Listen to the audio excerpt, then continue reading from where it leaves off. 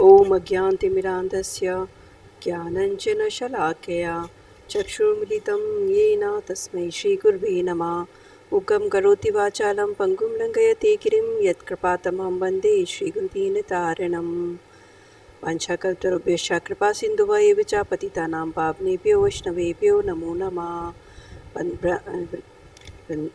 जय तुलसी देवी प्रियाय केशवश च कृष्ण भक्ति प्रदे देवी सत्यवते नमो नमः। जय श्री कृष्ण चैतन्य प्रभु नित्यानंदा श्री द्वैत गदाधर शिवसादि गौर भक्तवृंदा। हरे कृष्णा कृष्णा कृष्णा हरे हरे, हरे Ram Ram Ram Hare Hare. My humble dandavat pranam to all. Nidhi, humble dandavat pranam, and this is an humble service at the lotus feet of my spiritual master and Shri Guru Gaurang Gandhar Radha Gopal ji.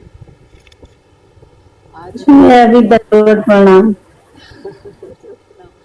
निधि, आज पता है जो श्रीधर महाराज है ना, भक्ति रक्षक श्रीधर महाराज, उनका मतलब डिसअपियरेंस डे है। डिसअपियरेंस डे का मतलब होता है जब उन्होंने शरीर को छोड़ा था, वो दिन सेलिब्रेट किया जाता है। उन्होंने इतना अच्छा फिलॉसफी दिया हुआ है, मतलब क्या है कि उन्होंने सारे स्क्रिप्चर्स को स्टडी किया है, ठीक है, अच्छे से स्टडी किया है।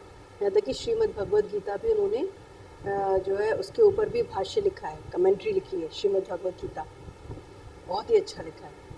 और उसके बाद जो है उन्होंने इतना सारा लिटरेचर दिया है कि जिसको अगर हम पढ़ने बैठें, जो समय तो नहीं होता हम लोग के पास, लेकिन अगर हमारे पास समय अगर हम पढ़ें ना, तो हमको भगवान के बारे में बहुत ही अच्छी तरीके से क्लियर हो जाए, बहुत ही अच्छी तरीके से ये क्लियर हो जाए कि भगवान से हमारा क्या संबंध है, क्या रिलेशनशिप है भगवान से हमारा, ना। और अभिधेय, हरे कृष्णा मैम। हरे कृष्णा। तो इसमें हम लोग बताए थे आज शिला भक्ति रक्षक श्रीधर गुरुदेव गोस्वामी महाराज है ना, उनका डिसअपियरेंस डे है। डिसअपियरेंस डे का मतलब होता है जब उन्होंने शरीर छोड़ा था, वो दिन है आज का। तो सब लोग सेलिब्रेट कर रहे हैं उस दिन को। तो उन्होंने क्या है, उन्होंने एक बहुत अच्छा स्टडी है उनका, एक तरीके से वो बहुत ही कहना चाहिए ट्रू आचार्य हैं, मतलब सेंटली पर्सन, साधु संत हैं। तो उन्होंने क्या किया, उन्होंने बहुत सारा अच्छा स्टडी किया। उन्होंने, उनके गुरु ने उनको, गुरु परंपरा से उनको जो ज्ञान प्राप्त हुआ, उन्होंने उसको जो है अपने लेक्चर्स में, अपनी बुक्स में जो है सारा कुछ लिख दिया। तो उन्होंने जो दिया है, उनका जो अंडरस्टैंडिंग है, मतलब उससे अगर हम लोग पढ़ते हैं उसको, तो हमको भगवान के बारे में बहुत अच्छी तरीके से क्लियर होता है कि भगवान से हमारा क्या रिलेशनशिप है ना, संबंध ज्ञान, या भगवान का रिलेशनशिप ये है तो हमको कैसे अपना जीवन जो है सार्थक बनाना है, मनुष्य जीवन, तो उसके लिए क्या प्रोसेस है ना। तो उसका सारा उन्होंने श्रीधर महाराज ने अच्छी तरीके से दिया। फिर प्रयोजन मतलब भगवान के प्रति जब प्रेम डेवलप होता है, यानी कि लविंग डिवोशनल सर्विस, यानी कि कैसा प्रेम, जैसे कि चैतन्य महाप्रभु को हुआ था ना। बहुत सारे बीन बड़े बड़े सेंट हैं जो जिन्हें जो है भगवान के प्रति प्रेम जागृत हुआ था। यानी चैतन्य महाप्रभु को तो हम लोग मानते हैं वो भगवान का ही अवतार है कलयुग में, जिन्होंने कि भगवान को क्या कहते हैं, प्रेम को डिस्ट्रीब्यूट किया कि किस तरह से भगवान को प्रेम में किया जा सकता है, मतलब समर्पण, सरेंडर के बाद। जैसे श्रीमद् भगवद गीता में क्या बताया, श्रीमद् भगवद गीता में बताया है कि लास्ट में बोलते हैं भगवान ना, सर्वधर्म परित्याजे मामेकम शरणम व्रजा, यानी कि सब धर्म को छोड़ करके तुम मेरी एक शरण ग्रहण करो, ऐसे बोल रहे हैं भगवान, मतलब अर्जुन के माध्यम से सभी समस्त मनुष्य, मतलब मनुष्य जाति को बोल रहे हैं, ठीक है। फिर उसके बाद अब सरेंडर कैसे करें वो हमको नहीं समझ में आता ना, कि हम किसी को, जैसे भगवान ने तो कह दिया कि तुम मेरी शरण में आओ, तो कैसे शरण में जाना चाहिए, वो प्रोसेस जो है हमको चैतन्य महाप्रभु ने अपनी सारा टीचिंग्स में बताया है। तो उसको हम लोग, उनकी टीचिंग्स में 3 चीज़ों पे मेन फोकस किया गया है। एक तो संबंध ज्ञान मीन भगवान के साथ हमारा क्या संबंध है, रिलेशनशिप क्या है हमारा, तो हम लोगों ने वो समझा जाए, जो कि सनातन गोस्वामी को श्री चैतन्य महाप्रभु ने बताया था। क्या, जीवेर स्वरूप है कृष्ण नित्य दास, है ना। जीव का स्वरूप क्या है कि वह भगवान का दास है, नित्य दास है। आगे क्या, एकल ईश्वर कृष्णा और सब भक्त, यानी भगवान ही अकेला, कृष्ण ही ईश्वर है, बाकी सब उसके कौन है, सभी उसके जो हैं सेवक हैं, हम सब, ठीक है।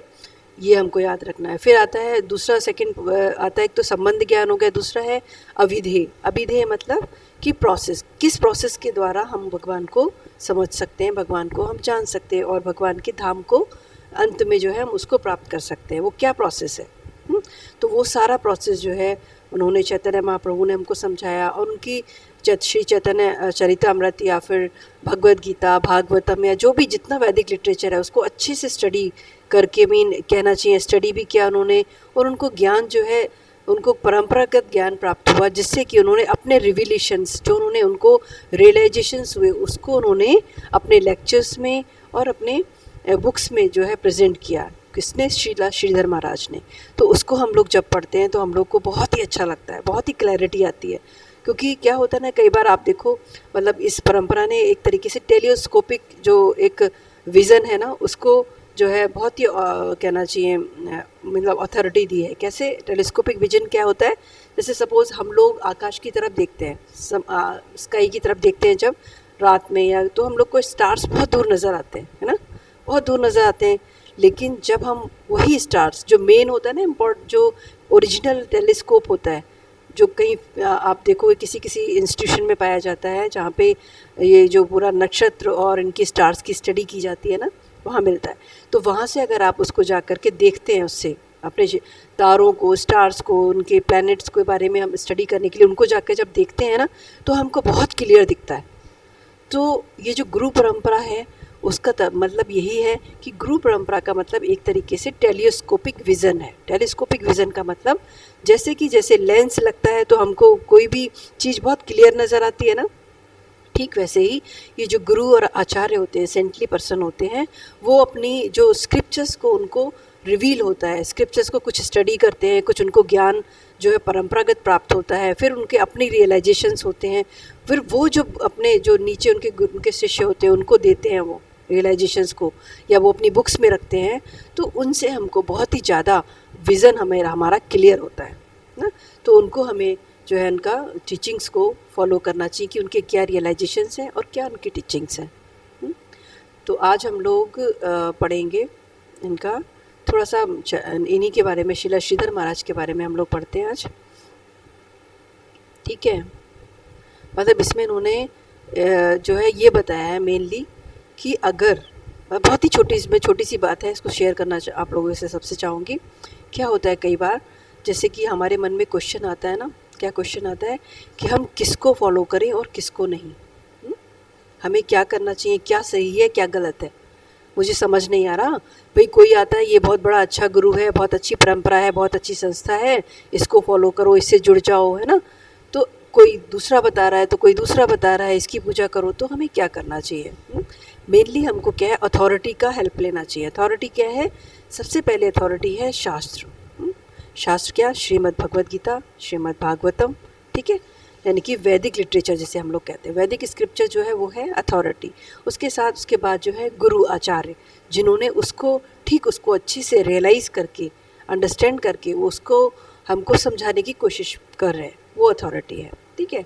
उसको हमें सबसे पहले उसको फॉलो करना, क्योंकि अगर हम कहीं से भी कोई भी बुक उठा के पढ़ेंगे तो हम कंफ्यूज हो जाएंगे, अरे उसमें तो ऐसा लिखा था, हम ऐसा क्यों माने, है ना। मन में क्वेश्चन आएगा, बहुत सारा डाउट्स आएगा। तो हमें सबसे पहले क्या है, हमको अथॉराइज्ड स्क्रिप्चर्स को फॉलो करना है। अथॉराइज्ड स्क्रिप्चर्स क्या है? वैदिक लिटरेचर, वैदिक नॉलेज ही अथॉराइज्ड है, जो कि परंपरागत जो है भगवान बताते हैं परंपरागत प्राप्त हुआ है, धरती पर आया है। वो आप सबको हम लोगों ने डिस्कस किया ही है। सबसे पहले भगवान ने ये ज्ञान किसको दिया था? सूर्य को दिया था। सबसे पहले ज्ञान सूर्य को दिया था, सूर्य के बाद किसको? इक्ष्वाकु, देन विवासन, और फिर मनु, स्वयंभू मनु को ये ज्ञान प्राप्त हुआ, और धीरे धीरे ये जो है ज्ञान जो है नीचे आया। लेकिन कुछ समय के मीन एनिहिलेशन जब हुआ, जैसे प्रलय टाइम आता है, तो ये ज्ञान लुप्त हो जाता है कई बार। तो भगवान अर्जुन से कहते हैं कि 5000 ईयर बैक भगवान बोले अर्जुन से कि ये ज्ञान जो है परंपरागत जो है नीचे आता है, लेकिन समय समय पर क्या होता है, ये ज्ञान लुप्त हो जाता है। तो ये फिर मैं इस ज्ञान को देने के लिए धरती पर समय समय पर अवतार लेता हूँ। तो ये जो ज्ञान मैं तुम्हें आज दे रहा हूँ, वह ज्ञान वही दिव्य ज्ञान है, ठीक है। तो वो हमें क्या करना है, उस परंपरागत ज्ञान को हमें समझना है और उसको पकड़ के रखना है, मीन उसको अंडरस्टैंड करना है प्रॉपरली। ये नहीं करना है कि कहीं से कोई भी लिटरेचर मिल गया, किसी ने कुछ भी कह दिया, उसको हमने मान लिया, नहीं। हमको परंपरागत ज्ञान कहाँ पर है? श्रीमद् भगवद गीता, श्रीमद् भागवतम, या फिर वैदिक लिटरेचर, उसमें हमको परंपरागत ज्ञान प्राप्त हुआ है, ठीक है। अब उसमें सारा कुछ है, लेकिन अब आता है क्वेश्चन कि इतना कठिन होता है ये। कई बार क्या होता है, जो उसमें लिखा होता है वो हम पढ़ तो लेते हैं, लेकिन हम उसको अलग तरीके से समझ पाते हैं, है ना। जो जैसा भगवत गीता में या भागवतम में जैसा उन्होंने बताया है, भगवान जो कहना चाह रहे हैं, या भगवान जो कि व्यासदेव जी ने हमको समझाने की कोशिश कर रहे हैं, वो हम नहीं समझ पाते। फिर यहाँ पर आता है किसकी ज़रूरत हमको महसूस होती है, वहाँ पर ज़रूरत महसूस होती है आचार्य की या सेंटली पर्सन, किसी गुरु की, है ना। तो इसी को उसमें बताया गया है कि कुछ कुछ मतलब ऐसे शुद्ध जिसे कहते हैं शुद्ध तत्व, यानी कि शुद्ध गुरु और आचार्य हैं, जिन्होंने ये ज्ञान को समझा और रियलाइज़ किया और जो है अपने परंपरागत सिस्टम से आगे बढ़ाया। तो उसमें ही उसको हमको समझ के ही हमें फॉलो करना है, ठीक है। कोई भी अंधविश्वास नहीं, क्योंकि ये मनुष्य जन्म बहुत ही मुश्किल से, दुर्लभ है, बहुत ही मुश्किल से हमको मिला है। अगला जन्म हमको कौन सा मिले, कैसी अपॉर्चुनिटी मिले, नहीं जानते हम। ये मनुष्य जन्म हमको इसको फुली यूटिलाइज़ करना है, ठीक है।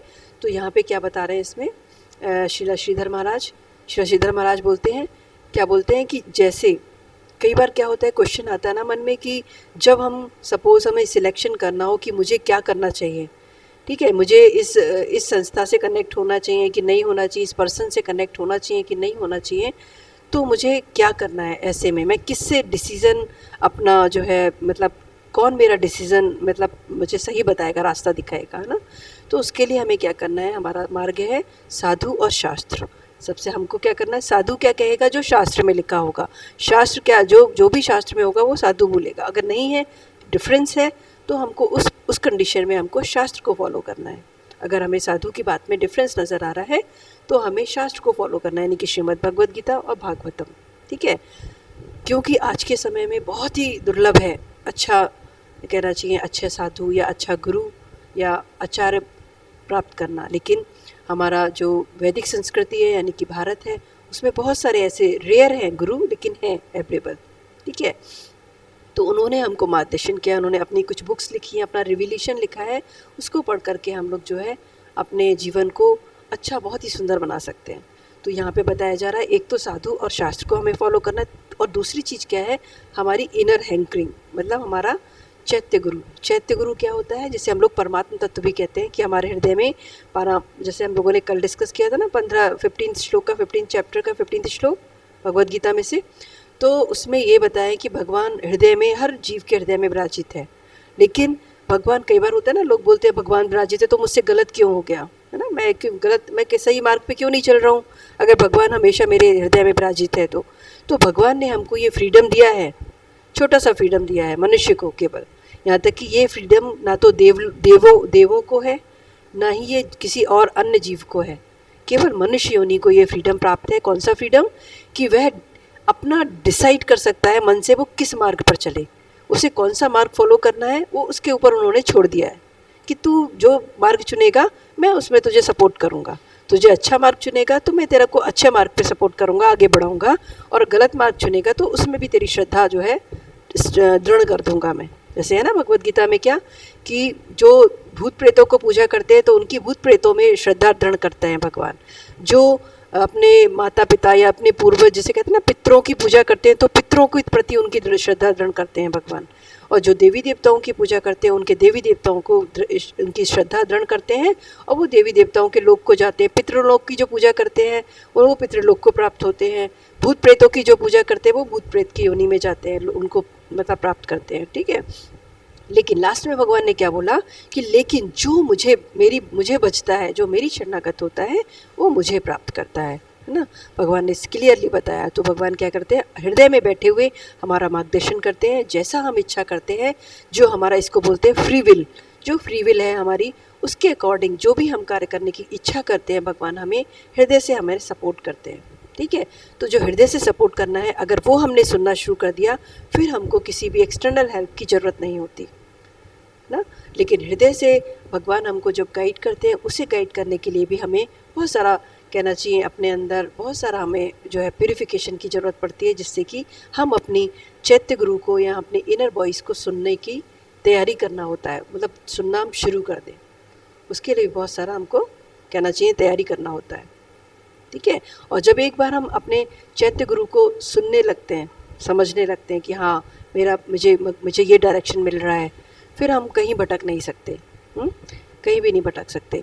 और यहाँ ये बता रहे हैं श्रीधर महाराज कि हमें जब हम हृदय से प्रार्थना करते हैं ना, तो कई बार क्या होता है, हृदय में तो हमारे कुछ और होता है, लेकिन हमारे दिमाग में, मन में कुछ और होता है। तो हम भगवान से प्रार्थना करते हैं, ये भगवान ऐसा कर दो प्लीज़, लेकिन भगवान हमारे मन की बात नहीं सुनता, हृदय मतलब ब्रेन की नहीं, हमारे हृदय की बात सुनता है। तो भगवान हमारे जो हृदय में है वो हमारा पूरा फुलफिल करता है।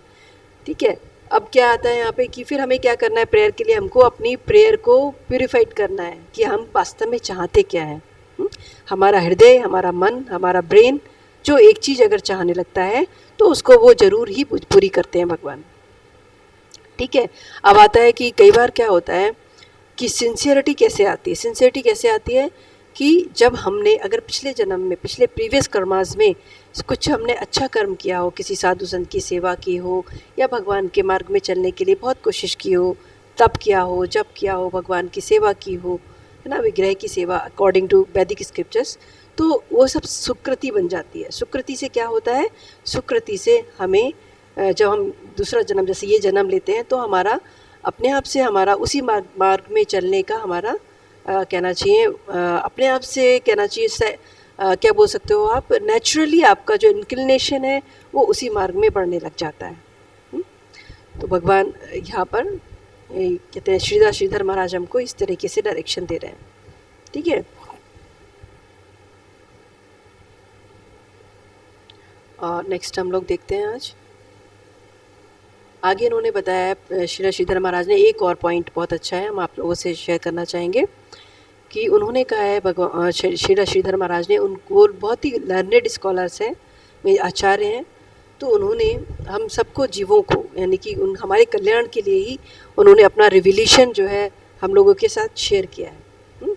उनमें से एक है एक्सप्लॉइटेशन। उन्होंने बताया हमारी जो है लाइफ में 3 स्टेजेस होती हैं हम सबकी जीवन में। कौन कौन सी स्टेजेस? एक होता है एक्सप्लॉइटेशन, रेनंसिएशन, और कौन सा? डेडिकेशन।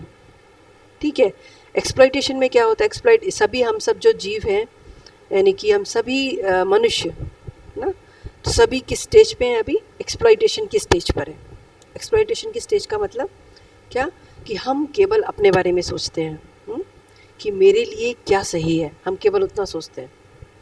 ठीक है, कि मेरे लिए मतलब दूसरे के लिए क्या सही है, नहीं सही है, उसके लिए मेरे पास टाइम नहीं है सोचने का। मेरे लिए क्या सही है, तो अगर मेरा स्वार्थ किसी को गिरा करके भी सिद्ध होता है तो मैं करता हूँ, है ना। तो ये है एक्सप्लॉइटेशन। या मैं अपना केवल भला सोच रहा हूँ, दूसरे को एक्सप्लॉइट कर रहा हूँ। केवल पर्सन की बात ही नहीं है यहाँ पर हर रिसोर्सेज की आप देख लीजिए। पानी सपोज नेचुरल रिसोर्स है ना, तो पानी हमको ज़रूरत होता है। कितना ज़रूरत होता है हमें, कितना पानी चाहिए होता है एक दिन के लिए, लेकिन वो उतना तो हमें ले ही लेते हैं हम लोग, लेकिन क्या करते हैं, मोटर चलते रहने देते हैं, वो एक्सप्लॉइट होता है पानी। क्या होता है, वो पानी बह के वेस्ट होता है। तो ये क्या हो रहा है, हम नेचुरल रिसोर्स को एक्सप्लॉइट कर रहे हैं। वैसे ही कि और भी बहुत सारा आप लोग को अपनी लाइफ में देखा होगा, बहुत सारा एक्सप्लॉइटेशन है, लेकिन हमारी टेंडेंसी क्या होती है, एक्सप्लॉइट करना। एक्सप्लॉइट की मतलब जब तक मेरे लिए अच्छा है तब तक ठीक है, और जब मेरे को परेशानी हो रही है तो मैंने छोड़ दिया, मतलब एक्सप्लॉइट कर दिया। अब छोड़ने का आता है रिनंसिएशन, सेकंड स्टेज। रिनंसिएशन का मतलब जब मुझे लगा कि मेरा स्वार्थ पूरा नहीं हो रहा है यहाँ पर, तो मुझे अब सब कुछ छोड़ देना चाहिए। ठीक है, क्या करता है मनुष्य, या फिर एक्सप्लॉइट करते करते वो इतना परेशान हो जाता है कि वो सोचता है इस संसार में सुख ही नहीं है, तो सोचता है सब कुछ छोड़ दूँ, है ना, और मैं शांत होकर बैठ जाऊँ, कहीं मैं समाधि ले लूँ, या फिर मैं कहीं वहाँ चला जाऊँ जंगल में, या कहीं ऐसी शांति जगह चला जाऊँ जहाँ कोई मुझे डिस्टर्ब ना करे, है ना।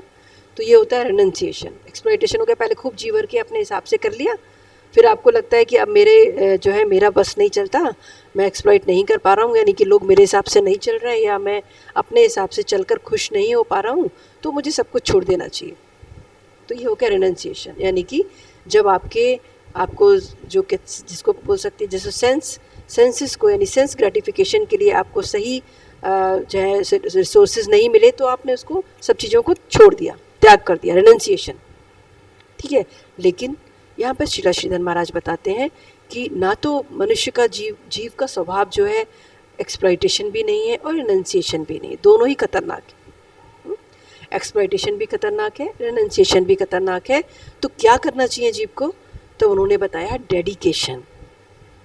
शिला श्रीधर महाराज बताते हैं कि डेडिकेशन जो है वही हमारा जीवन का कहना चाहिए एक आधार है, जो हमको हायर कहना चाहिए स्टेज तक लेके जाता है। कैसा डेडिकेशन? कि चाहे कुछ मुझे पता चल गया एक बात कि ये सही लाइन है, ठीक है, अब चाहे इसमें मुझे सुख मिले चाहे दुख मिले, अब मैं इसको नहीं छोड़ूंगा। जब ये मन में हमारे बात आ जाती है ना, तो उसके बाद फिर हमें कोई जो है हिला नहीं सकता, हमें हमारे मार्ग से भटका नहीं सकता। ठीक है, डेडिकेशन उसे कहते हैं, डेडिकेशन। ठीक है, तो आगे हम लोग इसमें थोड़ा सा देखते हैं। जैसे कि the first principle of any living being is to live to save himself. यानी फर्स्ट प्रिंसिपल क्या है किसी भी जीव का? कि स्वयं की रक्षा करना। That should the Upanishad we find असतो मा सद्गमय तमसो मा ज्योतिर्गमय मृत्यो माम अमृतम गमय। यानी कि क्या कहते हैं? हमें असत से सत की तरफ लेके चलो। भगवान से हम क्या प्रार्थना करते हैं? कि हमें असत से सत की तरफ लेके चलिए, या फिर किससे? अंधकार से ज्योतिर यानी कि प्रकाश की तरफ लेके चलिए, और मृत्यु से अमृत की तरफ लेके चलिए। ये उपनिषद जो है उपनिषद प्रार्थना करते हैं। This indicates that what should be the primary tendency of our quest in three phases. First, I am transient, the more mortal make me eternal. यानी भगवान से हम लोग प्रार्थना करते हैं ना कि भगवान मैं जो ये जन्म मृत्यु जरा व्याधि के जो चक्र है ना उसमें फंस गया हूँ, और मैं दुखी हूँ, परेशान हूँ, क्योंकि मैं स्वयं इस समय मैं जीवित हूँ, लेकिन चारों तरफ मेरे जो देखता हूँ मैं, कभी किसी का डेथ होता है, तो कभी कोई जन्म लेता है, तो कोई बीमारी से परेशान है, तो कोई वृद्ध हो रहा है उससे परेशान है। तो ये जरा व्याधि जन्म मृत्यु चारों चीज़ें जो है उससे मनुष्य अत्यंत परेशान है। तो मैं आपसे प्रार्थना करता हूँ कि मैं दोबारा जन्म ना लूँ, मैं अमृत को प्राप्त हूँ, इटर्नल हूँ, जिसमें कि मुझे मेरा जीवन आनंदमय हो, जो नित्य मुझे आनंद हो। आनंद किसे? आनंद कैसा? जिसमें कि भगवान की नित्य सेवा और भगवान का नित्य ग्लोरिफिकेशन उनके कानों में पड़े, और भगवान की नित्य सेवा का मुझे अवसर प्राप्त हो। ऐसा जो है जीव भगवान से प्रार्थना करता है। This should be the subject matter of our research, the line of our approach to save oneself, save the world. इसमें क्या है? ये बताते हैं कि इस तरीके से स्वयं की रक्षा करना और इस प्रकार से संसार की रक्षा करना। जैसे क्योंकि हमने जो समझा है, फिर हम जब संसार में वो देना शुरू करते हैं, तो इस तरीके से जो है संसार के जीव भी उससे लाभ उठाते हैं, और जो है वो कहना चाहिए जिसे कहते हैं भय मुक्त हो जाते हैं ना।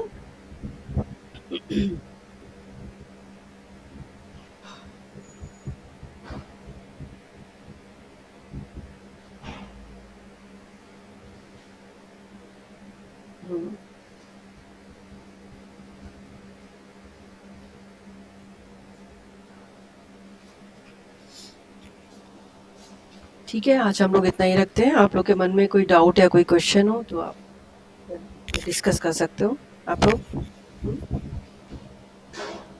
हरे कृष्णा कांक्षा, हरे कृष्णा दीदी, कल्पना दी, हरे कृष्णा मैम। कैसे हो आप? अच्छे हो मैम? हाँ अच्छे हैं। कल्पना दी आप कैसे हो? हाँ सब ठीक है। ठीक है, कोई मन में डाउट या कोई क्वेश्चन है? ठीक है। और निशा मैम आप कैसे हो? आप ज्यादा आजकल थोड़ा सा बिजी हो गए हो ना? आप काम हो गया पूरा घर का कंस्ट्रक्शन वाला?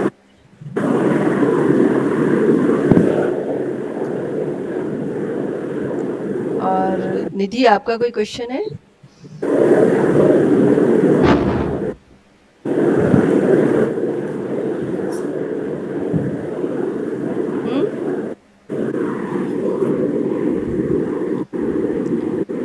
निधि आपका कोई क्वेश्चन है?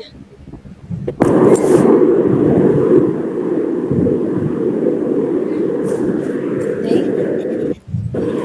तो आज का एक्चुअली जो हमने लोगों ने रखा था आज जो भक्ति रक्षक शिला श्रीधर गोस्वामी महाराज है ना, उनका डिसअपियरेंस डे था, तो उनका जो लिटरेचर था उसको थोड़ा सा हम लोगों ने आज स्टडी किया था, डिस्कस किया था। तो उसमें से भी एक उनका, उन्होंने जो है श्री श्रीधर महाराज है, उन्होंने श्रीमद् भगवद गीता के ऊपर इतना अच्छा इंटरप्रिटेशन मतलब उनका है, बहुत ही अच्छा है श्रीमद् भगवद गीता के ऊपर। उसमें से भी कुछ श्लोक हैं जिसमें कि उन्होंने बहुत ही अच्छी तरीके से एक्सप्लेन किया है।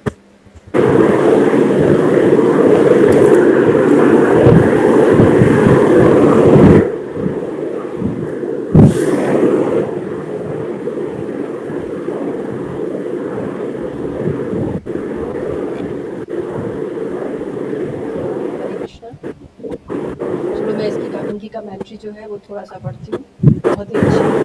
तो ये जो श्री श्रीधर महाराज का है ना, उसमें इन्होंने कुछ श्लोक हैं, वो बहुत ही उसका अच्छा सा एक्सप्लेनेशन दिया है। श्लोक नंबर श्रीमद् भगवद गीता का 10 चैप्टर का श्लोक number 8।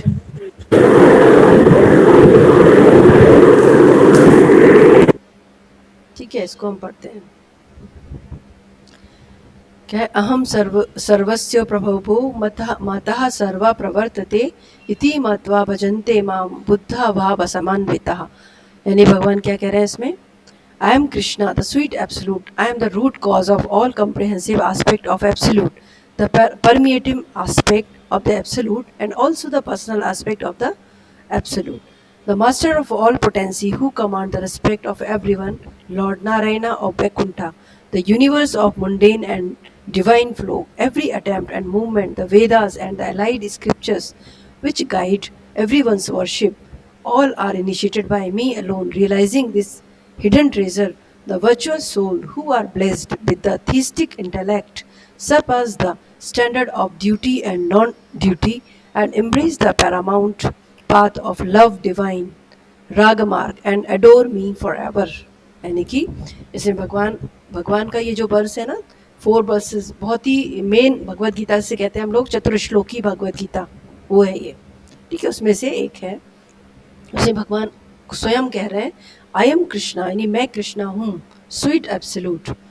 I am the root cause, यानी मैं समस्त जो भी जितना भी कुछ आप देख रहे हो सबका रूट कॉज हूँ, कारण हूँ मैं। ठीक है, द ऑल परमेटिंग एस्पेक्ट, मैं ही एब्सोल्यूट हूँ।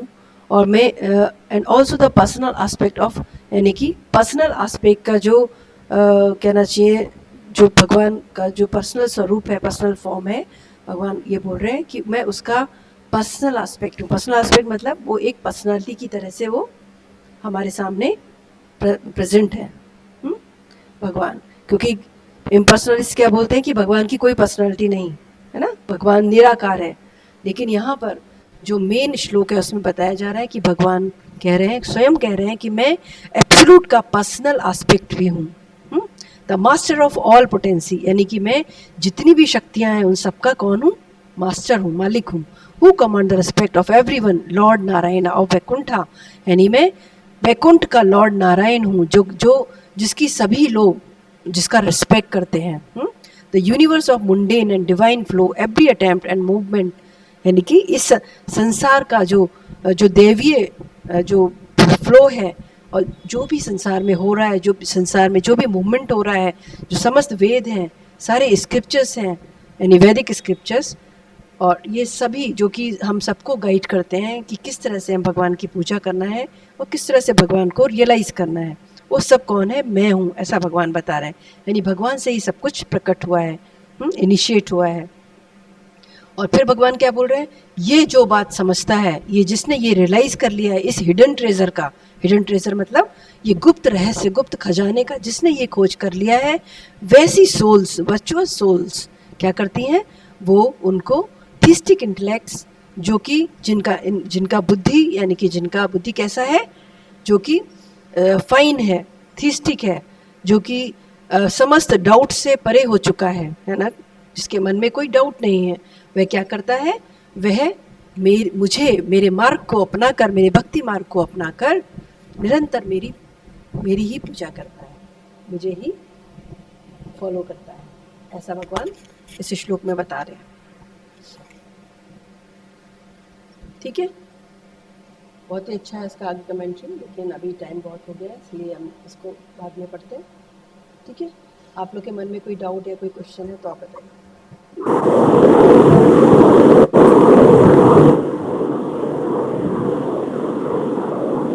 कल्पना जी, कुछ कहना है आपको? नहीं ठीक है, आपको से समझ आ गया। हरे कृष्णा। हाँ हाँ मैम, कहाँ थे आप? कहीं गए थे? बिजी?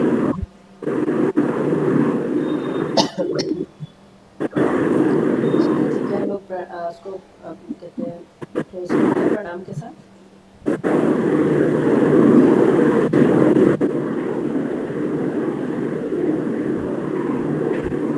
सुनती तुम?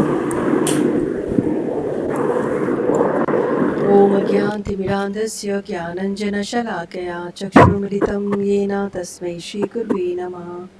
मूकं करोति वाचालं पङ्गुं रङ्गयति गिरिं यत्कृपातमहं वन्दे श्रीगुरुदीनतारिणं। पञ्चतन्त्रभ्यश्च कृपासिन्धुभ्येव च पतितानां पावनेभ्यो वैष्णवेभ्यो नमो नमः। प्रियाय तुलसीदेव्यै प्रियाय केशवस्य च कृष्णभक्तिपदे देवी सत्यवते नमो नमः। जय श्री कृष्ण चैतन्य प्रभु नित्यानंद श्री अद्वैत गदाधर शिवसादि गौर भक्तवृंदा। हरे कृष्णा कृष्ण कृष्ण हरे हरे, हरे राम राम हरे हरे।